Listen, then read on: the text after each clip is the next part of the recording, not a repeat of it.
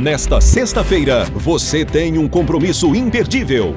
Live de lançamento da campanha de vendas CPAD. Venha conhecer em primeira mão os livros que irão marcar o mercado editorial evangélico. Dia 7 de outubro, às 10 horas da manhã, transmissão ao vivo pelo canal da CPAD no YouTube e também pelo Facebook. Live de lançamento da campanha de vendas CPAD. Acesso exclusivo pelo link na descrição. Você é nosso convidado especial.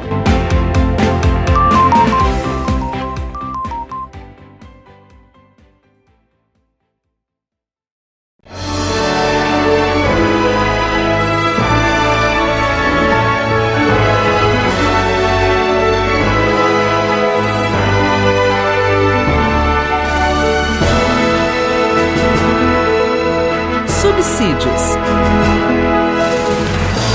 Lições Bíblicas Adultos.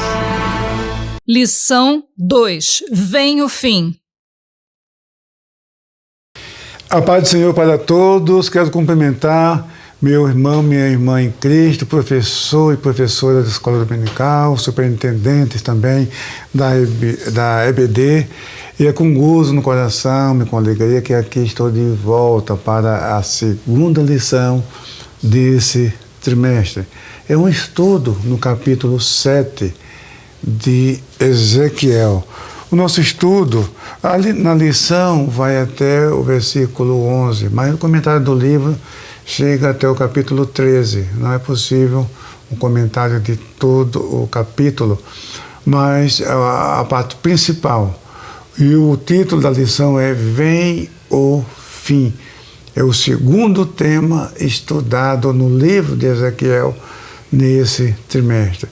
São 3 tópicos dessa lição que queremos aqui comentar com vocês. O número 1 é sobre a profecia. Número 2 é sobre o fim. E número 3, o terceiro tópico, sobre o inimigo, ou seja, o chicote usado por Deus para punir e castigar o seu povo. Você está vendo aí um quadro de o massacre dos idólatras, produzido por James Tissot, um francês, artista que se converteu ao catolicismo e resolveu pintar quadros bíblicos, com ensinação bíblica. E está no Museu Judaico de Nova York. Eu até pensei que ele fosse judeu, porque essa tela está no Museu Judaico de Nova York, mas não há notícia se ele era judeu, eu não tenho certeza. Muito bem, então nosso tema é esse. Agora, sobre a profecia, o que é importante estudar. Primeiro, quando se estuda um texto bíblico, é bom analisar o gênero literário. Isso é muito importante. E aqui, esse discurso profético, ele está em estilo poético, a poesia. Quem tem a NAA, a Nova Almeida Atualizada, você vê que ali os textos poéticos vêm em destaque, porque a poesia bíblica não consta apenas nos 5 livros poéticos, que são o livro de Jó, Salmos, Provérbios, Eclesiastes e Cantares. São os chamados 5 livros poéticos. Dentre eles temos os livros sapienciais, que são a sabedoria dos antigos sábios de Israel. Mas há poesias nos textos narrativos, nos textos históricos, nos discursos proféticos, é muito, muito comum no Antigo Testamento. No Novo não há tanta poesia. E há quem afirme que isso acontece porque o Novo Testamento foi escrito em grego e os autores, com exceção de Lucas, eram judeus e eles produziram o texto numa língua que não era a língua materna. E a poesia expressa o sentimento, aquilo que você tem na alma. Você põe aquilo, extravasa, põe aquilo para fora. E fazer isso numa língua que não é a língua materna não é uma coisa muito simples, muito natural. Não é o que acontece no Antigo Testamento. Então ali você vê que os salmistas, por exemplo, extravasa, põe seus sentimentos para fora, na língua materna, então tem facilidade de produzir os seus textos literários em forma poética. Mas nos profetas é muito comum você ver no discurso profético trechos poéticos. E a Nova Almeida Atualizada, a NA, destaca isso. Mesmo nos discursos proféticos, nos textos narrativos, quando a poesia está ali em destaque, você reconhece facilmente o que é uma poesia. E o capítulo 7 de Ezequiel está no estilo poético. Muito bem.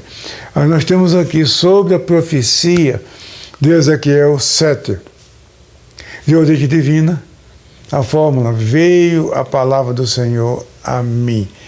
Isso é uma das chancelas de autoridade espiritual. Como assim diz o Senhor, é outra chancela de autoridade. Veio a palavra do Senhor. Isso é muito, muito importante e muito forte, porque não é aquilo que o profeta quer falar, não é aquilo que vem da mente do profeta, não é invenção humana, é o próprio Deus usando o profeta. Agora, só que temos que entender que Deus usa cada um no seu talento, na sua vocação, na sua cultura, usando o seu repertório. Tá? Então, Deus inspira, a inspiração é isso. Quando a gente fala de inspiração verbal e plenária, isso significa que tanto os escritores bíblicos como os escritos são inspirados por Deus. Os escritores foram inspirados para escrever e o escrito também é inspirado.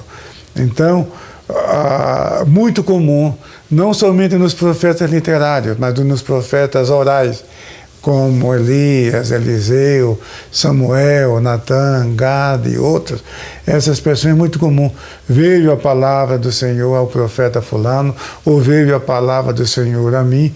E isso é uma visão, isso é uma revelação direta, externa e audível. Eles ouviam a voz de Deus e as pessoas que estavam à sua volta não viam, nem ouviam. Você vê o exemplo de Samuel, quando ele foi ungir Davi, rei de Israel.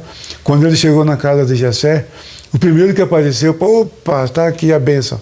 Eu, não Samuel, o Senhor não vê como vê o homem. Então, mas Jessé não ouviu isso, nem o que estava na sala ali, mas é só o profeta. O exemplo de Micaías, quando enfrentou Zedequias e os falsos profetas, ali com o rei Josafá e o rei Acabe naquela aliança. Então ele teve aquela visão, no céu, Deus reunido com os anjos, né? E ele contou aquela, mas só ele viu aquilo. Então os profetas, eles tinham um espírito aguçado acima das pessoas, de modo que Deus falava com ele ou com eles, e a palavra vinha de forma direta, externa e audível. Não é um sentimento, não é o achismo, não, eu acho, eu penso, eu imagino, não. É uma coisa concreta, uma coisa direta. Então, e esse discurso sobre o juízo de Israel veio nessa forma, veio a palavra do Senhor, porque a revelação, ela vinha ou por meio de uma visão, como aconteceu na introdução do livro de Ezequiel, ou por meio da palavra, ou seja, por imagem ou por palavra.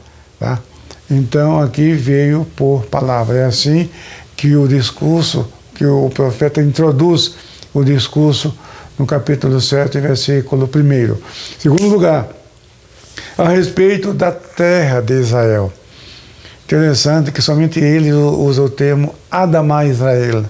Adamá quer dizer o solo, a terra que produz, que Deus abençoa, que faz dar pão para as famílias, para as pessoas.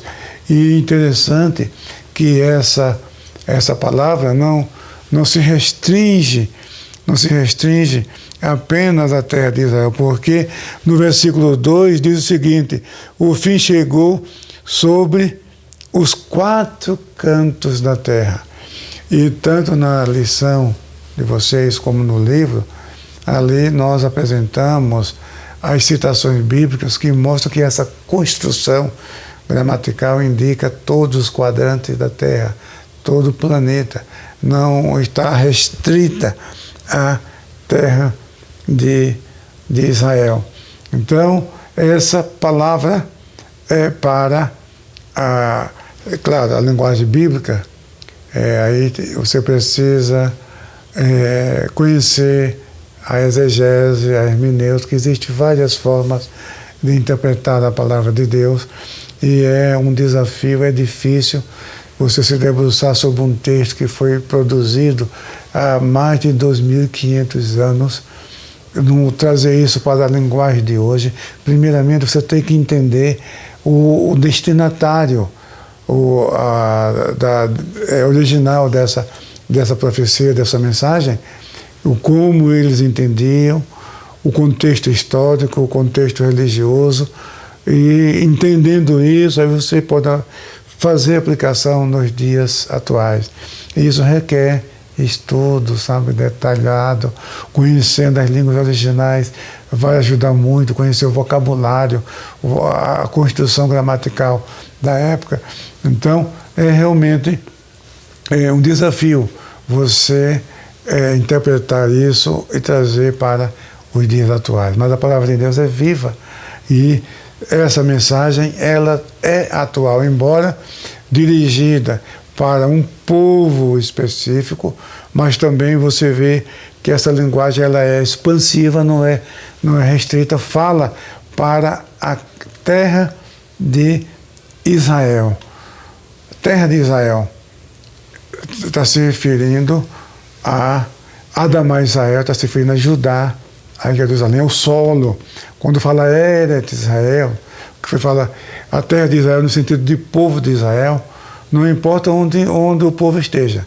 No caso da ira de Deus, do castigo de Deus sobre Israel, estava também sobre os exilados. Não era só, havia rebeldes também entre os exilados. Havia também falsos profetas entre os exilados na Babilônia. Não era só em Judá, não era só em Jerusalém.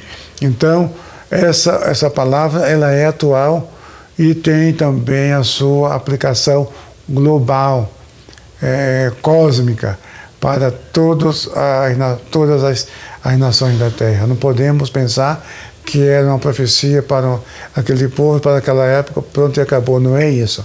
Temos que entender isso, que a palavra de Deus é viva e eficaz e ela é atual.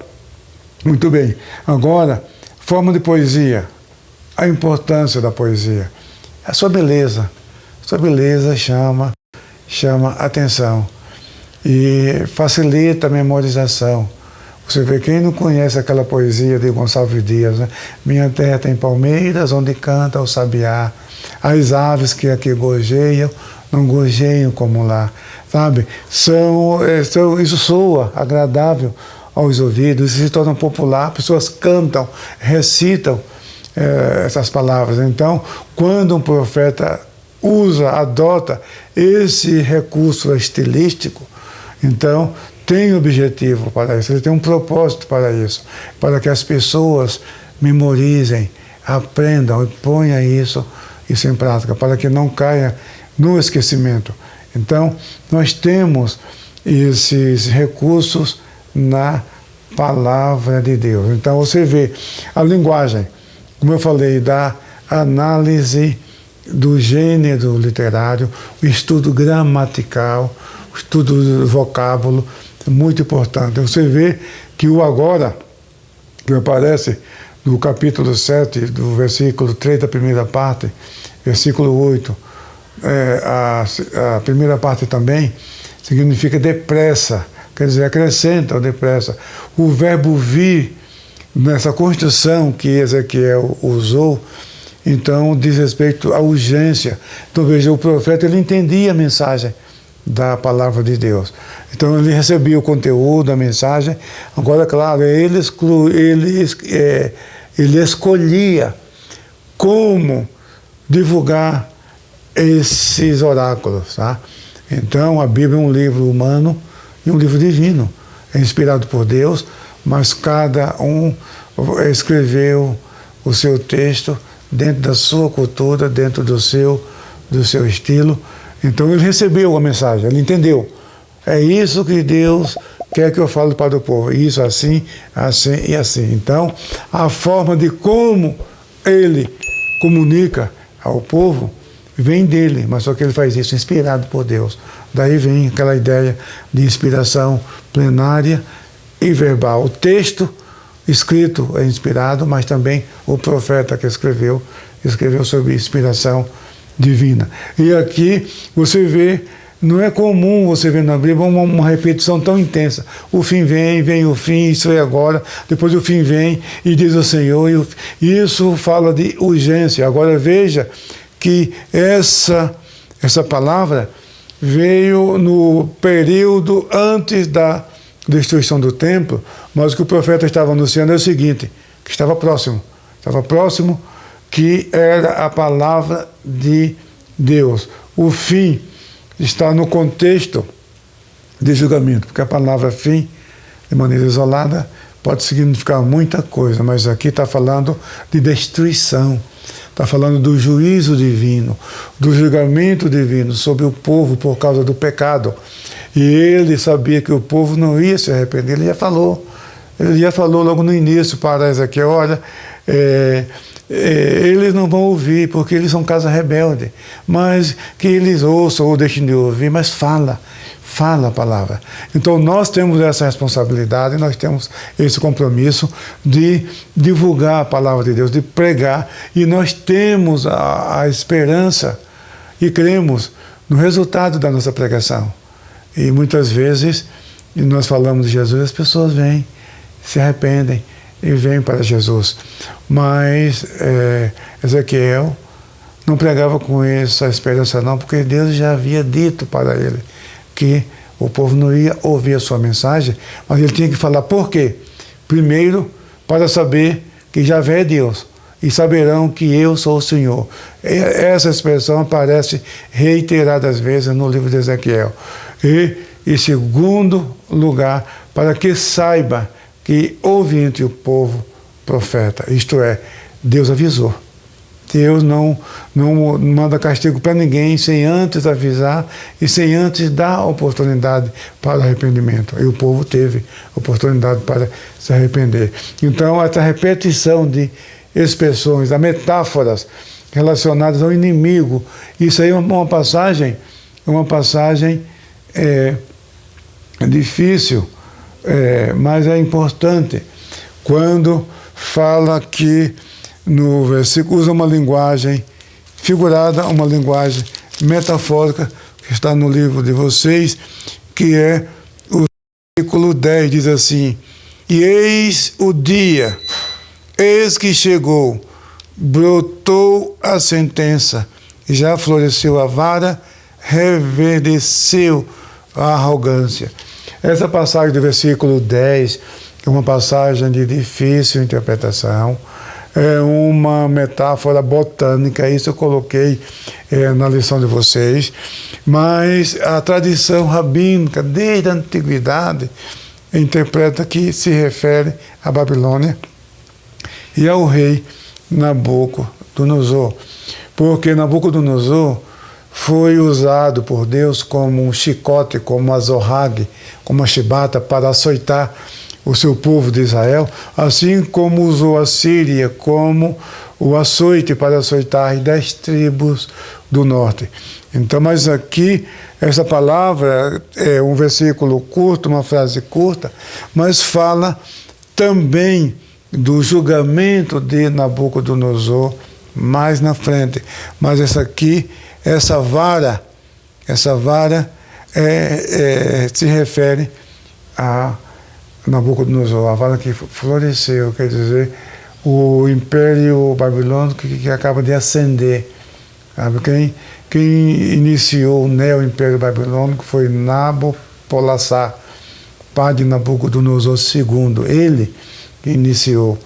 Ele reinou 22 anos. Nabucodonosor começou no ano 605 e reinou 43 anos. Agora o que você está vendo é uma maquete do templo de Istá, na Babilônia, maquete da cidade, parte da cidade. Então isso aí está no Museu Pergamon, em Berlim. É uma coisa extraordinária, alta, uma coisa. Mas os arqueólogos trouxeram as pedras, as ruínas do Iraque, e eles montaram essa estrutura fidedigna. Era assim a Babilônia. Você que leu na Bíblia muitas vezes, que prega, isso fala sobre a destruição de Jerusalém pelos caldeus, fala de Jeremias, fala de Ezequiel, mas é bom você ter uma visão de como era a cidade. Então está aqui na tela a maquete do portão de Istá, da divindade principal, uma das principais divindades da Babilônia. E isso está no Museu Pergamon, em Berlim. Aqui, olha a entrada vista de frente, é dessa cor mesmo, era dessa forma que era a cidade de Babilônia. Essa entrada, esse portão era dessa forma que você está vendo aí.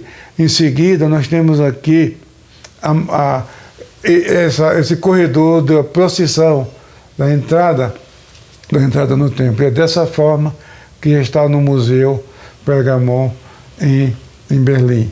Aqui você tem a planta.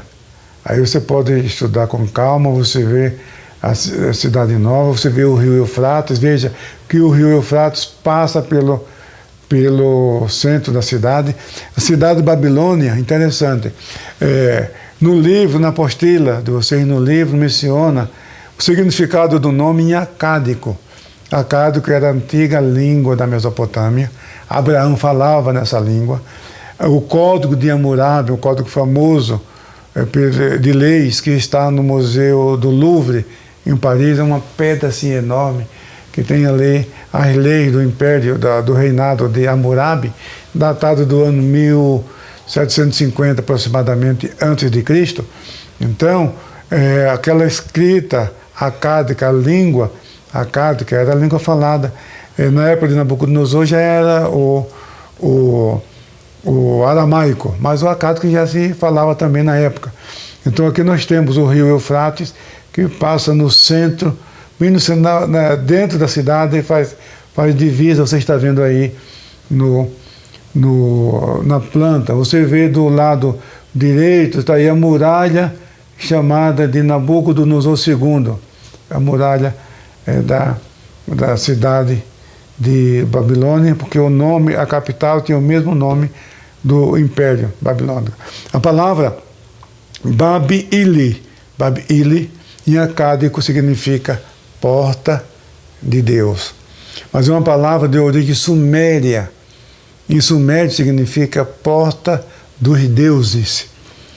E em hebraico, Bavel em hebraico significa confusão. Daí você lembra da passagem da Torre de Babel, em Gênesis 11, quando fala que por isso chamou o nome Babel, porque ali o Senhor confundiu a língua deles. Então, Babel é confusão. Até hoje em Israel, quando lá em Israel se fala de Babel, os israelenses usam esse termo para confusão. O nome Nabucodonosor, olha aí, olha que simpatia, né? Você jovem que vai se casar, olha uma sugestão para pôr nome nos filhos, né? Nabuco do Rio de Sul. Estou brincando, não faça isso não, viu? Senão seu filho vai crescer com revolta, né? Então o nome é acádico, que significa Nabu protegeu minha herança. Esse é o significado do nome em acádico, Nabuco do Rio de Sul. Tá? No hebraico é Nebuchadnezzar ou Nebuchadnezzar. Esse é o nome, a pronúncia na língua hebraica. Esse segundo nome, porque Nabucodonosor, esse nome só aparece 4 vezes no livro de Ezequiel, e é naquela segunda parte. A segunda parte é o livro que nós não vamos estudar, é a parte que nós não vamos estudar nesse trimestre. As primeiras 7 lições, elas estão na primeira parte do livro, que é do capítulo 1 ao capítulo 24, estou reiterando isso.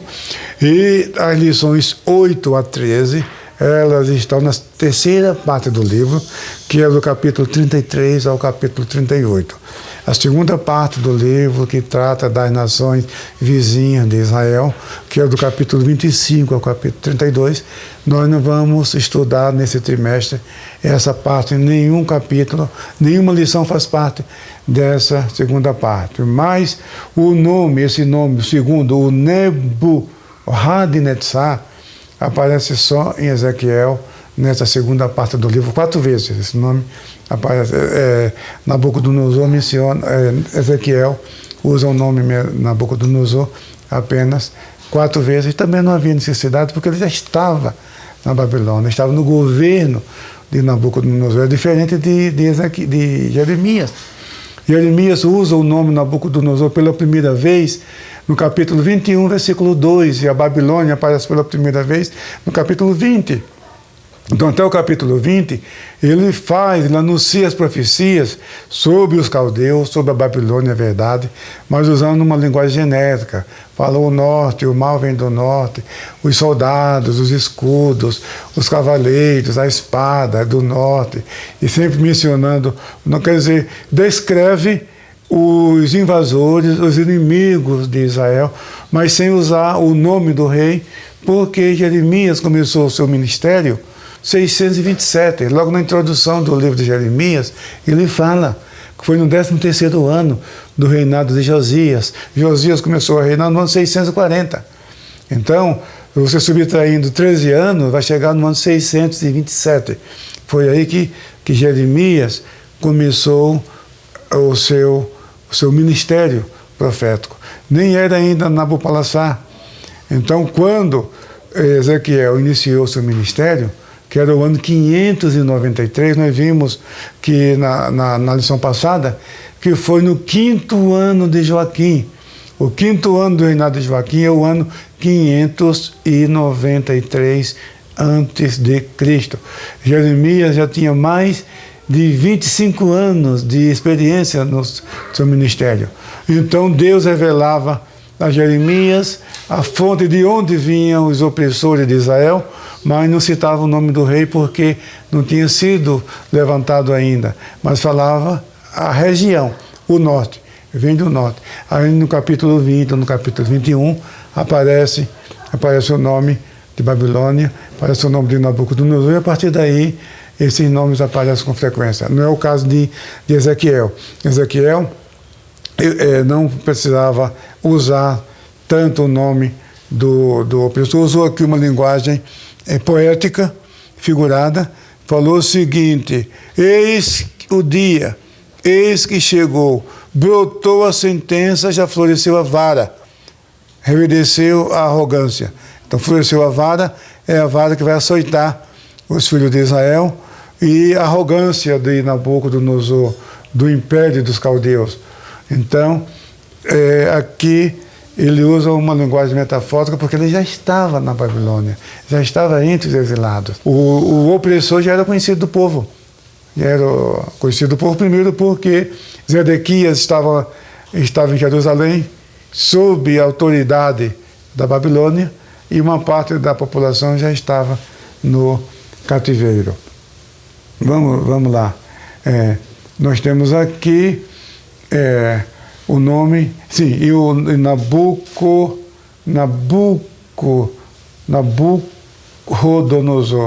Nabucodonosor é o nome que aparece na Septuaginta e também aparece no descrito de Joséfo.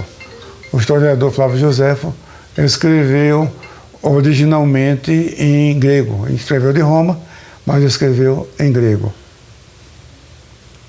Continuando. Aqui, vocês têm no livro, não é possível colocar isso na lição, achei que não havia necessidade, mas é importante que vocês saibam os monarcas, a dinastia de Nabopolassar, o chamado Neo-Império Babilônico.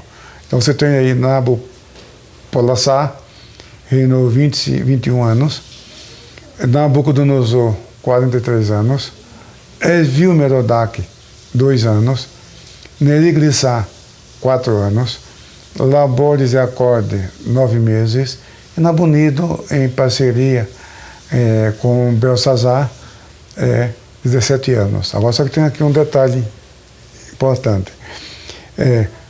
Labores e Acorde não aparece na Bíblia. Nabonido não aparece na Bíblia, aparece Belsazar na passagem de Daniel 5. Evil-Merodach, você tem aí as referências bíblicas, ele que sucedeu Nabucodonosor, e ele deu liberdade aos prisioneiros, e Joaquim, que ainda continuava na Babilônia como prisioneiro, ele foi tirado da prisão, e o rei Evil-Merodach substituiu a veste de presidiário dele para a veste normal, a veste de não prisioneiro, e isso está aqui no segundo livro dos Reis, capítulo 25, versículo 27. O livro dos Reis termina trazendo essa informação, mostrando que Joaquim foi libertado da sua prisão e passou a comer na mesa do rei de Babilônia, o rei Evil-Merodach. E essa passagem também reaparece em Jeremias, no capítulo 52, versículo 31, menciona isso também. E outra coisa é que existe um documento que está no Museu Britânico, escrito em acádico, que faz menção da ração que o rei Evil-Merodach cedeu para os prisioneiros que foram liberados, que foram libertos, e ali aparece o nome de Joaquim. Você vê que é um documento extra-bíblico que confirma o que a Bíblia diz. O nome de Joaquim está entre os prisioneiros que Evil-Merodach liberou, e naquele documento em acádico que está no Museu Britânico menciona esse fato. Muito bem, vamos agora, eu quero mostrar uma coisa, uma imagem assustadora, né? Você que ama a palavra de Deus, que lê a palavra de Deus, já ouviu, já pregou e conhece essa história, e dificilmente você encontra um crente que não saiba da história de que Nabucodonosor comeu capim como animal durante 7 anos, né? E um artista pintou, veja só, esse artista, William Blake, ele pintou, quer dizer, é a imaginação dele, não dá para saber como era a figura de Nabucodonosor comendo erva no campo como animal, porque se recusou da glória a Deus, porque achava que o poder do império era dele, e até que ele reconheceu que Deus, o Deus Javé, o Deus de Israel, é soberano em todo o universo, que todos os reinos do mundo lhe pertencem, e ele dá a quem ele quiser. Até que 7 anos depois, voltou o entendimento a Nabucodonosor, e ele reconheceu a soberania de Deus. Muito bem. Então aqui eu finalizo essa lição, porque a próxima lição é o capítulo seguinte, que aqui no capítulo 7 nós temos aqui as profecias com relação ao julgamento divino, e agora no capítulo 8, numa visão, Ezequiel vê as abominações que são a causa do derramamento do cálice da ira de Deus sobre o povo de Judá e sobre Jerusalém. Portanto, meu querido irmão, finalizamos com esse slide que você está vendo, a nossa lição com Ezequiel, que aprendemos o seguinte: os julgamentos divinos na história mostram que o pecado jamais ficará impune e que a única maneira de escapar da condenação é o arrependimento e a fé. É essa a mensagem da fé que nós pregamos. Portanto, meu querido irmão, minha querida irmã, que Deus te abençoe ricamente em nome de Jesus e tenha uma boa aula nesse domingo.